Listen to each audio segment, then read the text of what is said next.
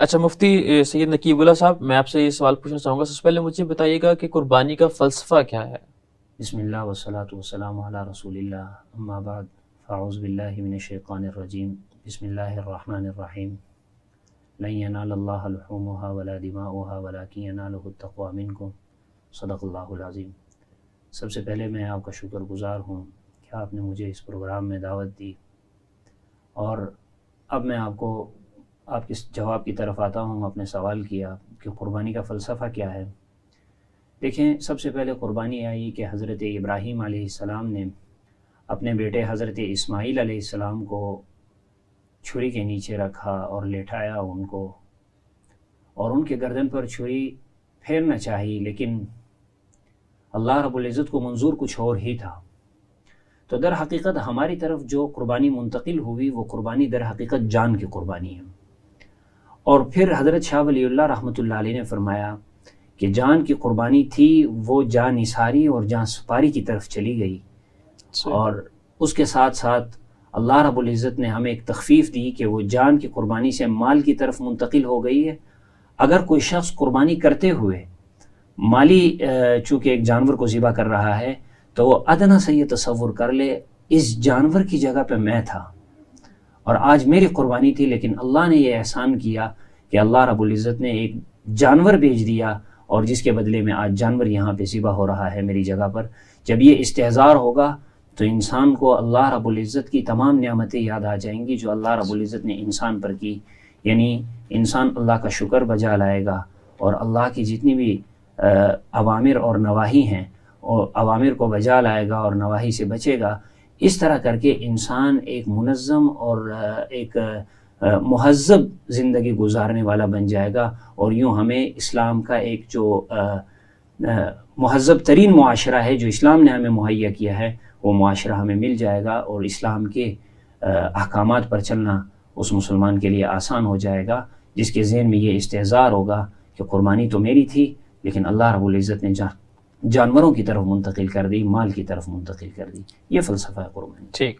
مفتی نقیب اللہ صاحب، ماشاءاللہ آپ نے بہت ہی خوبصورت انداز کے اندر قربانی کا فلسفہ بیان کیا ہے کہ اصل قربانی جان کی تھی، لیکن اللہ تعالیٰ نے امت مسلمہ کے اوپر ایک انعام کیا کہ ان سے مال کی قربانی لے لی اور ان کی نیت ہوئی قربانی لے لی. جیسے اللہ تعالیٰ قرآن پاک میں فرماتے ہیں کہ مجھے نہ تو تمہارا گوشت پہنچتا ہے اور نہ ہی خون، میں تو صرف تمہاری نیتیں دیکھتا ہوں. چونکہ کہ ہم سب مسلمان ہیں اور مسلمان 10 ذی الحج کو بہت ہی جوش و خروش کے ساتھ، بہت ہی عظیم جذبے کے ساتھ پورے پاکستان کے اندر بلکہ پوری دنیا کے اندر امت مسلمہ قربانی کرتی ہے اور اللہ تعالیٰ کی راہ کے اندر اپنے جانوروں کو ذبح کرتی ہے.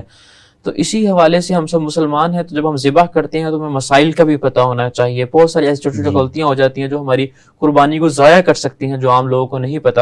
تو ابھی ہم پروگرام کے اندر باقاعدہ ان تمام چیزوں کو ڈسکس کریں گے تاکہ سننے والوں کو بھی آگاہی ہو سکے اور دیکھنے والوں کو بھی آگاہی ہو سکے اور وہ اس سے فائدہ لے سکیں. مفتی صاحب، میرا سب سے پہلے سوال آپ سے یہ ہوگا کہ قربانی کے کرنے کا صحیح طریقہ کون سا ہے؟ الحمدللہ وکفا وسلام علی عبادہ الذین اصطفی، اما بعد. سب سے پہلے میں تو آپ کا مشکور ہوں کہ آپ نے مجھے اس پروگرام میں مدعو کیا، اور اس کے بعد میں آپ کے سوال کی طرف آؤں گا کہ آپ نے یہ پوچھا کہ قربانی کا صحیح طریقہ کیا ہے. جی. قربانی کا صحیح طریقہ تو یہ ہے کہ جانور کو، اگر جانور اس طرح کا ہے کہ گائے ہے، بھینس ہے، بکری ہے یا دمبا ہے، اس کو تو ذبح یعنی ڈاکہ کیا جائے گا. ٹھیک ہے، ذبح کرتے ہیں اس کو. اور اگر اونٹ ہے تو اس کو نہر کیا جاتا ہے. ٹھیک ہے. باقی اگر اس طرح کرتے ہیں، مثال کے طور پہ گائے میں، بکری میں، بھینس میں اس طرح کرتے ہیں کہ اس کو نہر کرتے ہیں، اگرچہ صحیح اور ذبح تو ہو جائے گی لیکن یہ جانور کو تکلیف دہ ہے، جانور کے لیے تکلیف دہ ہے، جس کی وجہ سے یہ مکروہ ہو جاتی ہے. صحیح. بے شک ہمارا دین اسلام بہت ہی خوبصورت مذہب ہے اور بہت ہی پیارا مذہب ہے. جہاں اس نے انسانوں کا خیال کیا وہاں ہمارے اسلام نے جانوروں کا بھی خیال کیا کہ ایک جانور کو دوسرے جانور کے سامنے ذبح نہ کیا جائے, اور اگر ذبح کرنا ہے تو اتنی تیز چھری سے کیا جائے کہ اس کو تکلیف نہ ہو. ٹھیک ہے. اچھا مفتی نقیب اللہ صاحب, میں اسی سوال کے کچھ ایک دو جز آپ سے پوچھنا چاہوں گا. مجھے یہ بتائیے گا کہ ایک جانور جو بے قابو ہو چکا ہو, ٹھیک ہے, اس کو گولی مار کر ذبح کیسے کیا جا سکتا ہے, یا یہ طریقہ کار صحیح ہے یا غلط ہے؟ آج کل ٹی وی پہ دیکھا جاتا ہے کہ بہت سے اس طرح کے لوگ طریقہ کار کر رہے ہوتے ہیں. اس کا جواب آسان سا ہے کہ اگر ایک جانور ہے وہ بے قابو ہو جاتا ہے, اس کو آپ ذبح کرنا چاہ رہے ہیں اور وہ ایک عوامی اجتماعات کی طرف وہ چلا جاتا ہے اور وہاں پہ آپ نے اس کو قابو کر لیا, چاہے وہ آپ نے انجیکشن مار کے کیا یا آپ نے اس کو گولی مار کر کیا یا کسی بھی طریقے سے آپ نے اس کو قابو کر لیا, تو اس سے کچھ خون بہہ رہا ہے اور آپ موقع پر پہنچ گئے, تو اس کا بہترین حل یہی ہے کہ اس کو قبلے کی طرف کر دیا جائے اور اللہ اکبر لا الہ الا اللہ اللہ اکبر پڑھ کر اس کو ذبح کر لیا جائے. یہ بسم اللہ اللہ اکبر بسم اللہ چونکہ لازم جز ہے تو آپ اس کے ساتھ بسم اللہ الرحمن الرحیم پڑھ کر آپ اس پہ چھری پھیر سکتے ہیں. اگر وہ ایسا جانور ہے جیسے آپ دیکھیں بیل ہے, گائے ہیں, کہ وہ بہت طاقتور ہے, اللہ نے بہت طاقت دی ان جانوروں کو, تو ایسے جانور اگر ان کو وہ مشتعل ہو جاتے ہیں تو اس صورت کے اندر ان جانوروں کو کے لیے یہ لازم نہیں ہے کہ آپ ان کا پھر مکمل رخ جو ہے وہ قبلے کی طرف کریں, بلکہ ادنا رخ ہی کافی ہے جس کی وجہ سے یہ سمجھا جا سکے کہ یہ اب قبلے کی طرف ہے اور اس کے اوپر بسم اللہ پڑھ کر اس کو ذبح کر لیا جائے. یہ طریقہ ہے کہ اگر گولی لگ جائے یا اس صورت کے اندر کہ اس کو زخمی کسی بھی طریقے سے کیا جائے. ٹھیک. اچھا کیا گولی مار سکتے ہیں جانور کو؟ دیکھیں کچھ جانور ایسے ہیں جو ایسے مشتعل ہوتے ہیں کہ جن کو قابو کرنا مشکل ہوتا ہے جیسے کہ گاؤں کے پلے ہوئے جو بیل ہیں وہ انتہائی مشتعل ہو جاتے ہیں اور ان کو قابو کرنا مشکل ہوتا ہے. اس موقع پر اگر کسی نے چلا لی, ٹھیک ہے, اس موقع پر اگر کسی نے چلا لی تو ظاہر بات ہے خون نکلنے کے بعد ایک کمزوری سی جسم میں آتی ہے, تو اس کمزوری سے وہ جانور گر جاتا ہے. جب وہ گرے گا تو وہاں پہ بھی چھری چلانے کا حکم ہے. یہ نہیں ہے کہ آپ نے گولی مار دی آپ چھوڑ دیں اس کو اور وہ 2-4 گھنٹے کے بعد ہے, تو ایسا نہیں, بلکہ آپ اس کو چھری کے ساتھ ذبح کریں گے. اور ذبح کا جو مسنون طریقہ ہے اس پہ ہم ڈسکس کر لیں ابھی اس کے بعد. ٹھیک ہے, اس کا کیا. اچھا مجھے دوسرا اس کے حوالے سے ایک اور کوشچن بتائیے گا, کیا کسی کو کرنٹ لگا کر جانور کو مارا جا سکتا ہے قربانی کے لیے؟ دیکھیں یہ مکروہ عمل ہے, غلط طریقہ ہے. اسے جانور ایک دم یہ 2 طریقے ہیں ہمارے معاشرے کے اندر جو استعمال ہوئے. ایک تو یہ ہے کہ خواہ آبی جانور ہو یا آبی جو دریا سمندر کے اندر رہنے والے جتنے بھی اللہ کی مخلوق ہے وہ ہوں یا یہ جانور وغیرہ ہوں, ان کو کرنٹ وغیرہ کے دب سے یا سن کر کے مارنا یہ ایک غلط طریقہ ہے, ایک غلط روش ہے. اس سے یہ ہے کہ اسلام نے ایسے طریقے سے منع کیا ہے, بلکہ وہ طریقہ جو معروف ہے جس کو ایک نبی نے کیا اور ایک معروف طریقہ ہے اس طریقے کو اپنائیں تو یہ بہت مفید ہوگا اور باعث سے ثواب ہوگا. البتہ یہ غلط طریقہ ہے, ثواب نہیں ہے. اور یہ ہے کہ قربانی ہو جائے گی, قربانی ہو جائے گی, اور اگر کرنٹ کے شارٹ سرکٹ سے مارا ہے اور وہ کرنٹ سے مر گیا تو اس صورت کے اندر اس کو جائز نہیں ہونا چاہیے, چونکہ آپ نے ایک جانور پر ظلم کیا ہے. اسلام قطعاً ایسے ظلم کی اجازت نہیں دیتا, خواہ وہ انسانوں پر ہو یا جانوروں پر ہو. اسلام نے ہر طبقے کی ایک حدود رکھے ہیں اور ہر طبقے کا خیال رکھا ہے تاکہ انسانوں کے جیسا اکرام کیا جاتا ہے ویسا ہی سلوک اور برتاؤ جانوروں کے ساتھ کیا جائے. اور آج جو میڈیا کے اوپر اتنے لوگ بول رہے ہیں اسلام کے خلاف, ان کو اسلام کے ان چند مسائل سے دیکھ لینا چاہیے کہ اسلام کتنا خیرخواہ مذہب ہے اور کتنا خیرخواہ دین ہے کہ جو جانوروں تک کے حقوق محفوظ کر رہا ہے. صحیح. اچھا مفتی صاحب مجھے یہ بتائیے گا کہ قربانی ویسے تو 10 ذی الحج 11 ذی الحج اور 12 ذی الحج کو کی جاتی ہے, لیکن اس میں کیا کوئی افضل وقت بھی ہے کہ پہلے دن قربانی کرنا زیادہ افضل ہے یا تینوں دن کا ایک جیسا ثواب ہے؟ قربانی کا جو ہے نا سب سے افضل وقت جو ہے وہی پہلا وقت یعنی پہلا دن ہے 10 ذی الحج کا. اگر وہ پہلے دن نہیں کر سکا یا اس نے کی نہیں ہے دوسرے دن بھی کر سکتا ہے یعنی 11 ذی الحج کو. اسی طرح اگر اس نے مثال کے طور پر دوسرے دن یعنی 11 ذی الحج کو بھی نہیں کر سکا تو اس کے لیے 12 ذی الحج کو بھی کرنا جائز ہے اور وہ قربانی بھی ٹھیک ہوگی. ٹھیک ہے, اس میں کسی چیز کی کباہت نہیں ہے. صحیح. لیکن آپ یہ کہہ رہے ہیں کہ افضل سب سے پہلا دن ہے, اس کے بعد دوسرے دن بھی اور تیسرے دن بھی ہو سکتی ہے. ٹھیک ہے. اچھا مجھے یہ بتائیے گا مفتی نقیب اللہ صاحب کہ قربانی کے حوالے سے کچھ مسنون چیزیں یا اللہ کے نبی کریم صلی اللہ علیہ وسلم کی حدیث مبارکہ جو جن کو قربانی کے اندر مد نظر رکھنا چاہیے قربانی کرتے وقت؟ قربانی کرتے وقت آپ نے سب سے پہلے چند امور اپنے ذہن میں رکھنے ہیں. اول تو آپ جب قربانی کر رہے ہیں تو ایک حدیث مبارکہ ہے جس کو تواتر کی حد تک پہنچ چکی ہے وہ روایت، انما الاعمال بالنیات. آپ کی نیتیں درست ہوں، للہیت کی نیت ہو، اور آپ اسے نیت اللہ کی رضا اور خوشنودی حاصل کرنے کی ہو. جب آپ کی یہ نیت ہوگی تو تب آپ قربانی کریں تو قربانی. اور دوسرا یہ ہے کہ قربانی کرتے وقت آپ جو چھری استعمال کر رہے ہیں وہ انتہائی تیز ہو تاکہ اس سے جانور کو کسی بھی قسم کی تکلیف نہ ہو، روح نکلنے میں آسانی ہو. اور تیسری چیز جس کو ہم مد نظر رکھیں، جانور کو اچھی طریقے سے باندھ دیں، کیونکہ بسا اوقات ایسا ہوتا ہے کہ جانور جو ہے اس کے اوپر چھری پھر جاتی ہے اور اس کے بعد پھر جانور جو ہے وہ انسانوں کو بھی زخمی کر رہا ہوتا ہے اور خود تو تکلیف میں.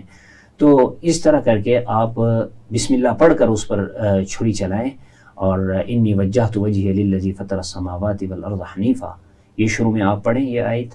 اور اس کے بعد جب آپ کر لیں تو قل ان صلاتی ونسکی ومحیای ومماتی للہ رب العالمین، کہ میری تمام چیزیں اللہ کے لیے ہیں، نماز میری اللہ کے لیے ہے، اور میری قربانی اللہ کے لیے ہے، اور میری تمام عبادات اللہ کے لیے ہے، تاکہ ایک عبدن شکورہ کی کیفیت بندے پر آ جائے، بندہ ایک عبد شکور کہلائے. اس طرح کر کے قربانی کا مسنون تو یہی طریقہ ہے کہ جانور کو لیٹایا جائے، مقبلے کی طرف کیا جائے. اس کا یہی فلسفہ ہے کہ حضرت ابراہیم علیہ السلام نے حضرت اسماعیل علیہ السلام کو لیٹایا، اور مفسرین نے یہی تفسیر لکھی کہ حضرت ابراہیم علیہ السلام نے حضرت اسماعیل علیہ السلام کو الٹا لیٹایا اور ان کا چہرہ زمین کی طرف کر دیا، تاکہ وہ جو پدری ہے، ایک باپ کا دل ہے، وہ جوش میں آ کر چھری کو آہستہ نہ چلائے. تو یہاں سے یہ معلوم ہو رہا ہے کہ جانور پر جو چھری چلانی ہے وہ تھوڑی زور سے کر کے تیز چھری چلانی ہے، تاکہ جانور کی روح جلدی نکلے، اس کو کسی قسم کی تکلیف نہ ہو. مفتی صاحب اب آتے ہیں مسائل کی طرف جو عام لوگ بھی پوچھتے ہیں اور ہر مسلمان کے ذہن میں اشکالات ہوتے ہیں. ہم چاہیں گے کہ آپ دین اسلام کے حوالے سے قرآن و حدیث سے ان کے جواب دیں تاکہ لوگوں کے لیے ایک مشکل جو ہے وہ آسانی ہو جائے. اچھا مجھے یہ بتائیے گا کہ جس شخص نے قربانی کی ہو کیا اس کا گلے پر چھری پھیرنا ضروری ہے یا کوئی بھی گلے پر چھری پھیر سکتا ہے؟ دیکھیں اس میں آپ کو ایک بات واضح کر دوں کہ قربانی کے لیے صرف نیت ہی کافی ہے. ٹھیک ہے. اس میں یہ نہیں ہے کہ وہ شخص موجود ہوگا. ٹھیک ہے. اب ایک شخص ہے وہ یہاں سے سعودی عرب میں موجود ہے، وہ کسی اور ملک میں موجود ہے، ٹھیک ہے، اور اس کی قربانی کی جا رہی ہے پاکستان میں، یا اس کی قربانی کہیں پہ بھی کی جا رہی ہے دنیا کے کسی بھی کونے میں، یا پاکستان والے شخص کی قربانی کی جا رہی ہے سعودی عربیہ میں حج کے موقع پر. تو یاد رکھیں کہ قربانی کے اندر نیت کافی ہو جائے گی. صحیح ہے کہ مجھے فلاں نے اپنی طرف سے وکیل بنایا اور اس نے مجھے کہا کہ آپ یہ قربانی کر دیں، یہ ذبح کریں، تو میں نے ذبح کر لی، اسے یہ قربانی ہو جائے گی. کوئی مسئلہ اس کے اندر نہیں آئے گا کہ آیا نام کیوں نہیں لیا، یا وہ شخص کیوں موجود خود کیوں نہیں تھا. البتہ یہ اگر شخص موجود بھی نہ ہو، جیسے میں نے آپ کو کہا کہ آج کل ویسے بھی ڈیجیٹل دور ہے، کسی نے رات کو فون کیا کہ میری طرف سے آپ جانور خرید لیں، میں سعودیہ میں قربانی نہیں کر سکتا، ٹھیک ہے، وہاں 2 قربانیاں ہیں، میں حج کی کر لوں گا، دوسری میں نہیں کر سکتا، وہ پاکستان میں آپ کریں. تو اس کے لیے اس شخص کا تو موجود ہونا محال ہے، وہ نہیں آ سکتا، نہ ہی وہ آپ سے ویڈیو کال پہ آ سکتا ہے. تو ایسی صورت کے اندر اس شخص کا صرف آپ کو وکیل بنا دینا اور وہ قربانی کر دینا، آپ کا نیت اس کی طرف سے کر کے یہ قربانی درست ہو جائے گی. اس میں کوئی مذائقہ نہیں ہے، یہ ایسا ہی ہے جیسے اس شخص نے خود ذبح کی ہے. ٹھیک. اچھا مفتی صاحب مجھے یہ بتائیے گا کیا عورت ذبیحہ کر سکتی ہے اپنی اس کی قربانی؟ اس کے بارے میں یہ ہے کہ اگر عورت خود کرنا چاہے قربانی، عورت بھی کر سکتی ہے. صحیح ہے. ایسا نابالغ بچہ صحیح ہے جو قربانی کو جانتا ہو، اس کا ایک ذبح کرنے کا طریقہ جانتا ہو، ٹھیک ہے، وہ بھی قربانی کر سکتا ہے. یعنی وہ تکبیر وغیرہ پڑھ سکتا ہو اور اس کو پتہ. ہاں جی، ہاں جی، وہ پردے کے ماحول کے اندر ہو. اور باقی یہ ہے کہ پردے کا ماحول ہو عورت کے لیے. ٹھیک ہے. آج کل اس طرح کا نظام ہے نہیں ویسے. ٹھیک ہے. تو احتیاط یہ ہے کہ عورت نہ کرے تو اچھی بات ہے. ٹھیک ہے، یعنی کر سکتی ہے اگر وہ مطلب اس کے محرم اس کے ساتھ ہوں، مطلب اس کے خامند بھائی اور اس کے والد صاحب اس کے ساتھ ہوں تو وہ کر سکتی ہے ایک حدود کے اندر رہ کر. طور پہ جو بڑے گھر ہوتے ہیں، جہاں پہ بڑے گھرانے رہتے ہیں، یہ دیہات کے اندر، جیسے آپ دیکھیں یہ ہمارے کے پی اور سندھ اور پنجاب کے اور بلوچستان کے اکثر دیہاتوں کے اندر ٹھیک ہے بہت سارے لوگ ایسے ہیں جو ایک گھر کے نظام کے اندر ذبح کرتے ہیں. وہاں پہ ٹھیک ہے. صرف باپ ہوتا ہے, بیٹا ہوتا ہے, تو اس کی بیوی ہوتی ہے ساتھ, ٹھیک ہے اور بیوی اپنی قربانی اپنے ہاتھ سے کرنا چاہے تو وہ بالکل کر سکتی ہے, شرم کوئی ممانعت نہیں ہے. صحیح. لیکن اگر نہ کرے تو بہتر ہے جیسے آپ کہہ رہے ہیں اس والے سے, لیکن کر سکتی ہے, وہ جائز ہے اس کے لیے, اگر کر اچھا لیا بھی تو ہے. جائز ہے. جائز ٹھیک ہے. ٹھیک ہے, اگر کر لیا تو بہتر ہے اس کے لیے. ٹھیک ہے. اچھا مجھے مفتی صاحب ایک اور سوال بتائیے گا یہاں پر کہ جیسے کہ عام طور پہ معاشرے کے اندر ایک رواج ہے کہ مطلب اگر ایک گائے کے اندر 7 حصے ہوتے ہیں تو ہر شخص اس کے اوپر پہلے چھری کے اوپر ہاتھ لگاتا ہے اور پھر اس کے بعد ذبح کیا جاتا ہے. یہ طریقہ کار کیسا ہے؟ کیا یہ ضروری ہے شریعت میں یا مطلب یہ صرف ایک جسٹ ایک رواج ہے؟ یہ جو ہے نا قربانی کو ذبح کرنے کے لیے ایک آدمی کافی ہے, یعنی جانور پر چھری پھیرنے کے لیے ایک آدمی کافی ہوتا ہے. باقی جو ہے نا جو اس کو پکڑنے کے لیے ہوتے ہیں وہ یعنی جانور کو پکڑنے کے لیے جی جی سب کا اس پر ہاتھ پھیرنا چھری پر, یہ صرف رواج کی بات ہے. ٹھیک ہے, یہ ضروری چیز نہیں ہے. ٹھیک ہے, مطلب شریعت اس کے اوپر کوئی سختی نہیں کرتی کہ جس. ٹھیک ہے. اچھا اگر بالفرض ایک گائے کے اندر 7 حصے ہیں اور 7 کے لوگوں کا مطلب اس کے اندر حصہ اور مختلف گھرانوں سے ان کا تعلق ایسے ہوتا ہے اجتماعی قربانیوں کے اندر, تو وہ ایک ہی بس اس کو اپنے کسائی کو اپنا وکیل بنا دیں 7 کے ساتھ تو قربانی ہو جائے گی؟ بالکل ہو جائے گی. ٹھیک ہے. اچھا مفتی صاحب مجھے یہاں پر ایک سوال بتائیے گا کہ یہاں پر ایک سوال اور بھی ہے کہ گوشت کو کس طریقے سے تقسیم کرنا چاہیے؟ دیکھیں بہتر طریقہ یہ ہے کہ جب آپ قربانی کو ذبح کریں یا آپ اپنی قربانی کریں, چاہے آپ نے بکرے کو ذبح کیا ہے یا اونٹ کو ذبح کیا ہے یا نہر کیا ہے یا آپ نے بھینس اور گائے کو ذبح کیا ہے, تو اس کے اندر بنیادی طور پہ آپ یہ سمجھ لیں کہ گوشت کے 3 حصے بنا لیے جائیں, 3 حصوں پہ تقسیم کیا جائے. ایک حصہ جو ہے وہ خود گھر والے رکھیں, ایک حصہ اعزا و اقربا میں دیں, اور تیسرا حصہ جو ہے وہ غربا میں تقسیم کریں. یوں گوشت جب 3 حصوں میں ہوگا اور 3 حصوں پہ تقسیم ہوگا تو اس سے یہ ہے کہ جو لوگ قربانی نہیں کر سکتے, یہ بات یاد رکھیں آپ, عید الاضحیٰ جو ہے اس کے اندر تمام انسان اور خصوصاً مسلمان اللہ کے مہمان ہیں, اور اللہ رب العزت نے اپنے مخلوق کی مہمان نوازی کی ہے, اور اس کے اندر جو غربا ہیں جو قربانی نہیں کر سکتے آپ ان تک گوشت پہنچائیں گے تو وہ بھی گوشت کھائیں گے, وہ بھی اللہ کا شکر ادا کریں گے. اور جو اقربا ہیں اعزا ہیں جب آپ ان کو گوشت دیں گے تو اس کی وجہ سے ان کے دلوں سے بغض و عداوت کینے وغیرہ نکل جائیں گے. اور خود اگر کسی شخص نے سارا گوشت ہی خود رکھ لیا, اور بڑے جانور چھوٹے جانور عمومی طور پہ لوگ ذبح کر کے سارا گوشت خود رکھ لیتے اور بڑے جانوروں کا وہ تقسیم کرتے ہیں, تو شرعاً اس میں کوئی قباحت نہیں ہے, وہ رکھ سکتا ہے, خود بھی کھا سکتا ہے. البتہ افضل یہی طریقہ ہے کہ وہ قربانی کے گوشت کو تقسیم کرے اور غربا کو دے. اخلاقاً بھی یہ چیز جائز نہیں, جب اللہ کے نبی کریم صلی اللہ علیہ وسلم کو فرمان ہے کہ جو اپنے لیے پسند کرو وہ اپنے بھائی کے لیے پسند کرو. اگر کوئی مسلمان یہ پسند کر رہا ہے کہ وہ بکرے کا گوشت کھائے تو اس کو چاہیے کہ اپنے بھائی کے لیے بھی وہی پسند کرے, اپنے بھائی کے گھر بھی وہی گوشت بھیجے. اور جس طریقے سے آپ نے بتایا کہ سب سے افضل ترین طریقہ یہ ہے کہ اس کے 3 حصے کر لیے جائیں, ایک حصہ رشتہ داروں کے لیے, ایک حصہ اپنے گھر والوں کے لیے اور ایک حصہ غربا کے لیے. اچھا یہاں پر ایک اور سوال جو تھوڑا سا مزاحن بھی لگتا ہے کہ ایک سوال اکثر پوچھا جاتا ہے سوشل میڈیا کے اوپر بھی اور مفتیان کرام سے فتویٰ بھی لیا جاتا ہے کہ قربانی کا گوشت کتنے عرصے تک رکھا جا سکتا ہے؟ یہ دیکھیں کہ قربانی کا گوشت جو ہے وہ انتہائی افضل ترین گوشت ہے. ٹھیک ہے. اس کو کس وقت تک آپ رکھ سکتے ہیں, یہ سوال تو ٹھیک نہیں ہے کہ آپ کیا نہیں کتنا وقت اس کو رکھا جا سکتا ہے. آپ اس کو جب تک رکھنا چاہیں, آپ کے پاس سٹورز ہیں, آپ کے پاس کولڈ سٹوریج کا انتظام ہے, فریج ہیں آج کے زمانے میں, تو اس کو لمبے عرصے تک رکھا جا سکتا ہے اور رکھنا ممکن ہو, خراب نہ ہو بشرطے. ٹھیک ہے. لیکن یہ ہے کہ غربا میں بھی تقسیم کیا ہو. اکثر لوگ یہ ہے کہ غربا میں تقسیم نہیں کرتے. ٹھیک ہے. اور اس کے بعد پھر, اور یہ افضل ترین گوشت ہے, آپ اس کو کھائیں اور لوگوں کو کھلائیں, اور اس کے بعد جب وقت گزر جائے قربانی کا, اس کے بعد بھی اگر آپ کے پاس یہ گوشت بچتا ہے تو آپ اس سے مستفید ہو سکتے ہیں, کوئی شرعاً قباحت نہیں ہے اس میں. ٹھیک ہے. اچھا مفتی صاحب ایک سوال پوچھا جاتا ہے کہ کیا محرم میں گوشت کھا سکتے ہیں قربانی کا؟ یہ سوال سوشل میڈیا پہ بہت زیادہ پوچھا جاتا ہے, بالخصوص خواتین اس طرح کے مطلب کوسچنز پوچھتی ہیں کہ کیا یہ محرم کے اندر یہ گوشت کھایا جا سکتا ہے یا نہیں. اس کے حوالے سے کیا ہے؟ اس کے بارے میں یہی ہے کہ چاہے محرم ہو چاہے جو دن بھی ہوں, ٹھیک ہے, آدمی سال کے ہر دن میں کھا سکتا ہے, کوئی قباحت کی بات نہیں ہے اس میں. ٹھیک ہے. باقی یہ رواج بنے ہوئے ہیں, رواج کی کوئی اعتبار نہیں. ٹھیک ہے, مطلب یہ دنیا کے رواج ہیں, اسلام کا کوئی تعلق نہیں. اچھا مفتی نقیب اللہ صاحب مجھے یہ بتائیے گا کہ کیا جو گوشت ہے قربانی کا وہ غیر مسلموں کو دینا جائز ہے؟ کیونکہ ایسا ہوتا ہے کہ جو صفائی کرنے والے ہوتے ہیں وہ دوسرے مذاہب سے لوگ آتے ہیں، ہمارے لاہور کے اندر بھی اسی طریقے سے ہے، تو کیا وہ لوگ بھی پھر گوشت کی ڈیمانڈ کرتے ہیں؟ کیا غیر مسلموں کو قربانی کا گوشت دینا کیسا ہے اسلام کی نظر میں؟ دیکھیں سب سے پہلے اگر گوشت دینے کی بات آ جائے تو یہاں پہ غربا ہے، کوئی قید نہیں ہے، ٹھیک ہے. آپ اخلاقاً اگر اپنے ساتھ غیر مسلموں کو بھی اس تہوار میں شریک کرنا چاہیں تو آپ کر سکتے ہیں. ٹھیک ہے. جیسے میں آپ کو اس کی آسان مثال دوں، جو 25 دسمبر کو عیسائیوں کی تہوار ہوتے ہیں ان میں بھی ہم لوگ جاتے ہیں ہمارے جو بھائی، لیکن یہ ہے مذہباً یہ غلط ہے، ایسا نہیں کرنا چاہیے. البتہ اگر وہ لوگ آ جائیں تو اخلاق کریمانہ کا تقاضا یہی ہے ہم ان کو گوشت دیں، ان کو خالی ہاتھ اپنے دروازے سے نہ جانے دیں. کیونکہ اسلام جتنا وسیع ہے اپنوں کے لیے اتنا ہی اسلام وسیع ہے غیروں کے لیے، تاکہ لوگ متاثر ہو کر اسلام قبول کریں اور اسلام کی طرف آئیں. یوں اگر غیر مسلموں کو گوشت دے دیا اس میں شرم کی قباحت نہیں ہے. ٹھیک ہے. نہ بندہ تحقیق کر سکتا ہے، اس وقت تو دروازے پہ سب آ رہے ہیں تو خوشی کا موقع ہے، لے کے جا رہے ہیں تو وہ لے کے چلے جاتے ہیں، کوئی مسئلہ نہیں. ایسا نہیں ہے کہ اس سے آپ کی قربانی پہ اثر پڑے گا. ٹھیک ہے. بلکہ یہ ایک اخلاق کا تقاضا ہے، آپ نے دے دیا اور اگلے نے کھا لیا، شکر کیا، اور بعد میں وہ اس تہوار سے متاثر ہو کر، حضرت ابراہیم علیہ السلام کی سنت سے متاثر ہو کر وہ اسلام میں قبول کر لیتا ہے، تو یہ واقعتاً خوش آئند ہے.